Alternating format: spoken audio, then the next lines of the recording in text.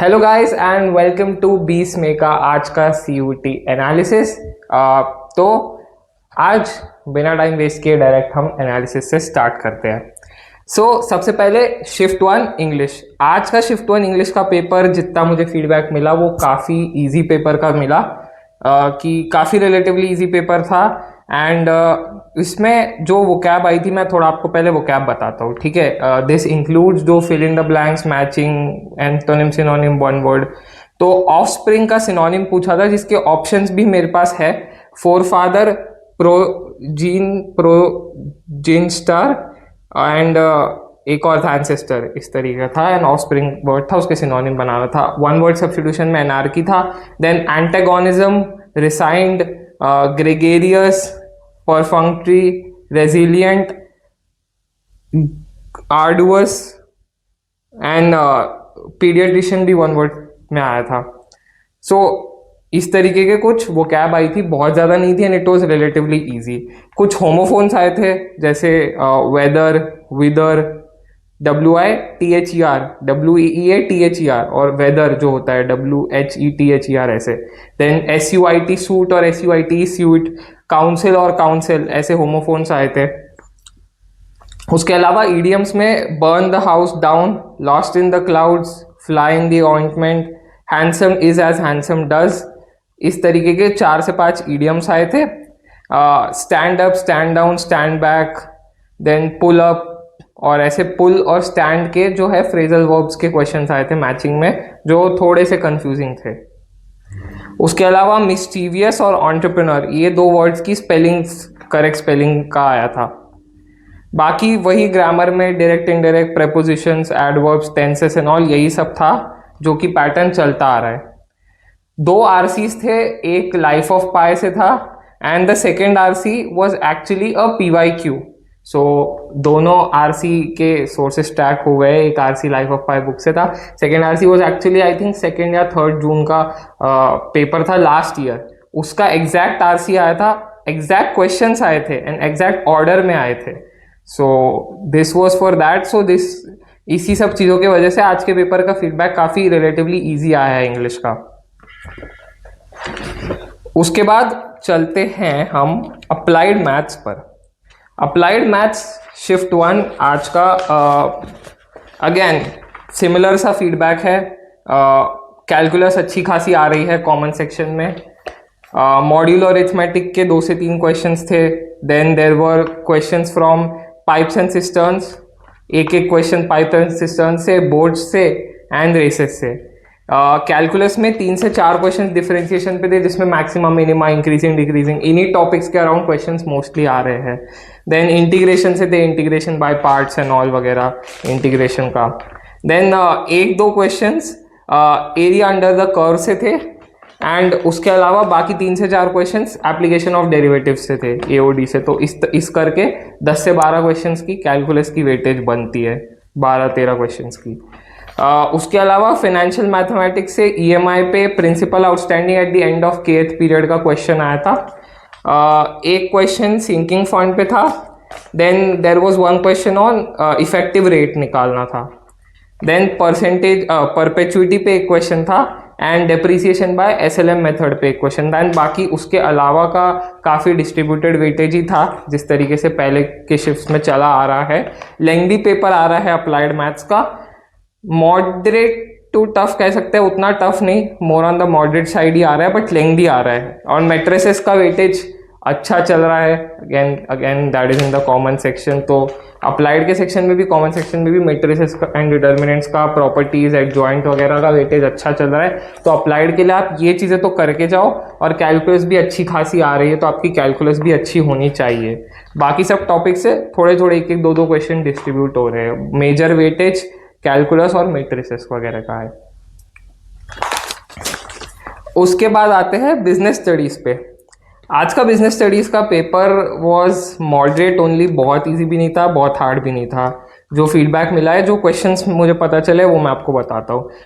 Types of plan पे था question, standing plan इसमें से कौन सा है नहीं है करके, तो उसमें पॉलिसी और ऑब्जेक्टिव और स्ट्रैटेजी ऐसे करके ऑप्शंस थे। देन मैनेजमेंट आर्ट साइंस या प्रोफेशन, इससे रिलेटेड एक क्वेश्चन आया था, एग्जैक्ट क्वेश्चन नहीं पता बट थोड़ा सा ट्विस्टेड सा था वो, मतलब लैंग्वेज में। आज के बीएसटी के पेपर में थोड़े से लैंग्वेज में क्वेश्चंस ट्विस्टेड, थोड़े से ऑप्शंस एक दो क्वेश्चंस में ट्विस्टेड थे, इस तरीके का था। मैनेजमेंट की इंपॉर्टेंस में जो एफिशिएंसी इफेक्टिवनेस वाला जो है उसके अराउंड एक क्वेश्चन आया था।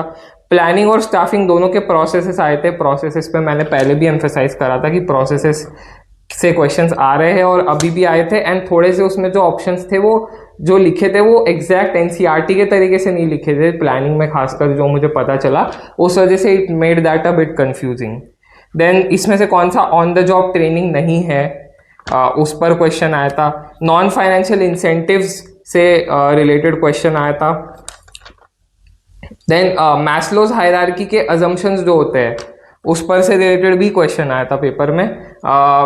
Then there was question related to accountability, responsibility and delegation के जो होते हैं ना, अकाउंटेबिलिटीज एक्सरसाइज या रिस्पॉन्सिबिलिटीज इम्पोज वगैरह वगैरह जो भी है, तो उससे रिलेटेड क्वेश्चन आया था। कोऑर्डिनेशन का जो फंक्शनल डिफरेंशिएशन वाला वो है फीचर जो भी है, फंक्शनल डिफरेंशिएशन कोऑर्डिनेशन में, उससे रिलेटेड क्वेश्चन आया था।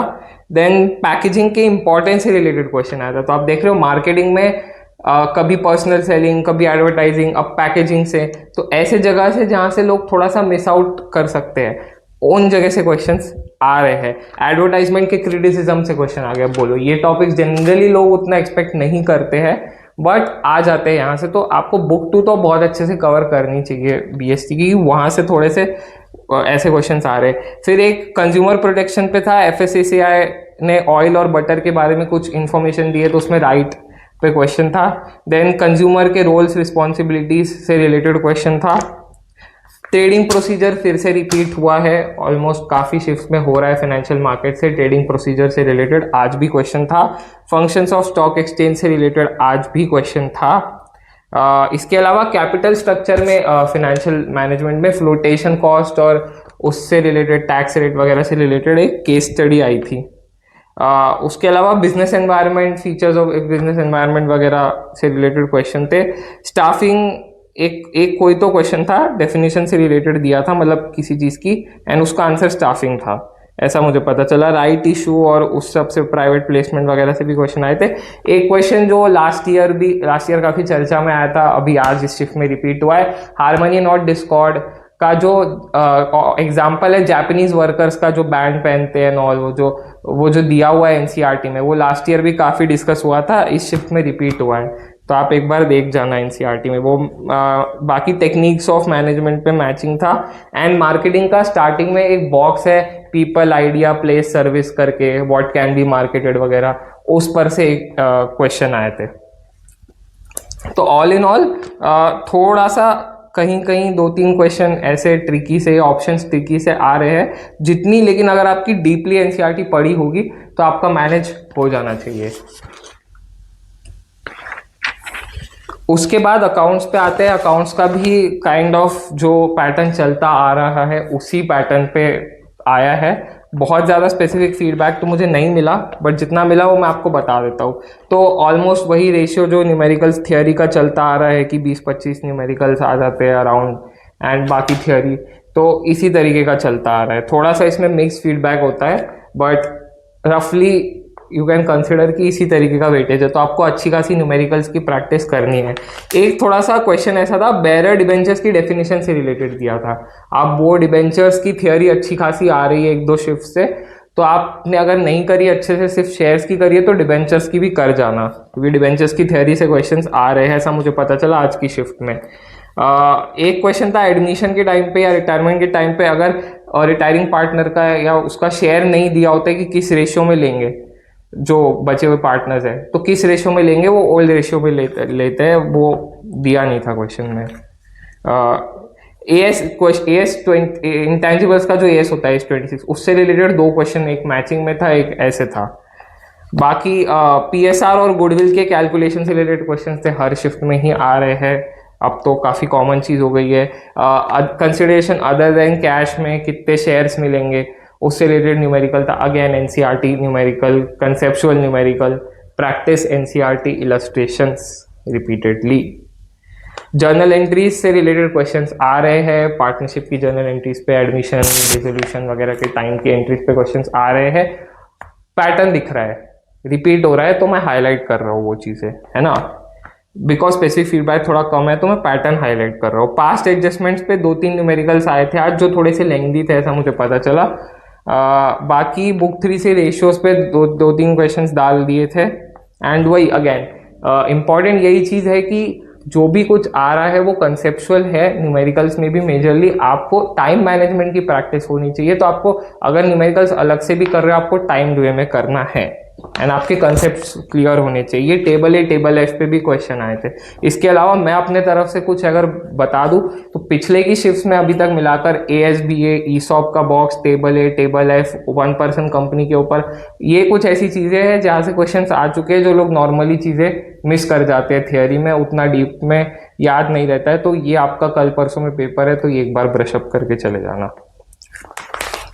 उसके बाद आते हैं लास्ट इस पे हमारे इको पे। इको आज काफ़ी रिलेटिवली इजी ही आई थी।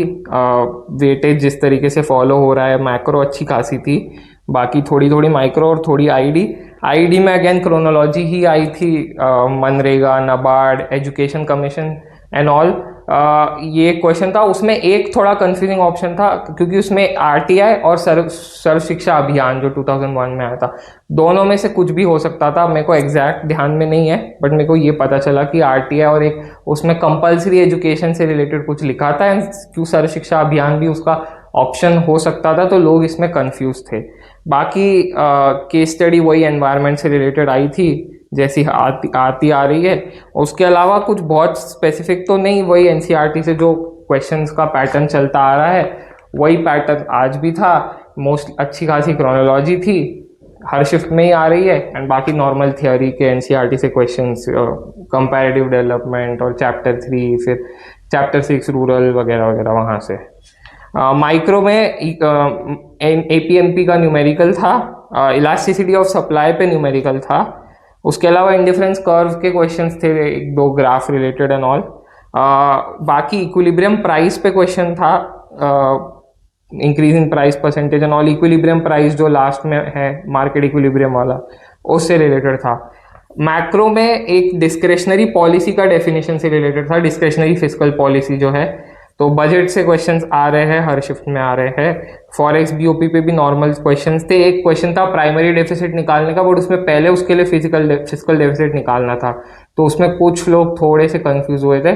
तो डेटा ऐसे दिया था, पहले फिजिकल डेफिसिट निकालना था, फिर प्राइमरी डेफिसिट निकालना था। तो डेफिसिट से क्वेश्चंस आ रहे हैं, मैंने पिछले शिफ्ट में भी एम्फोसाइज करा था।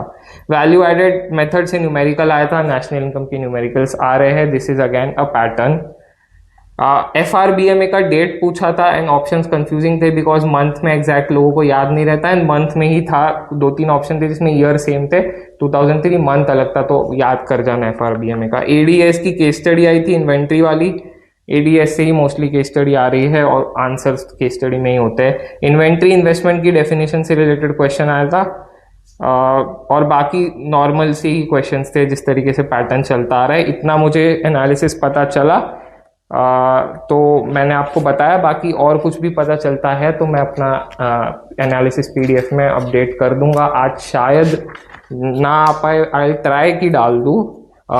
थोड़ा सा अभी एक्चुअली हेल्थ का इशू चल रहा है, I am a bit unwell, but still videos तो आनी ज़रूरी है। Analysis series is something I am dedicated about, तो वो तो आती रहेगी। बाकी आई ट्राई कि मैं एनालिसिस का PDF भी डाल दूँ। सो आज की वीडियो के लिए इतना ही। अब हम मिलेंगे कल 21 मई के एनालिसिस के साथ। तब तक के लिए bye bye, this is Rishi, thank you.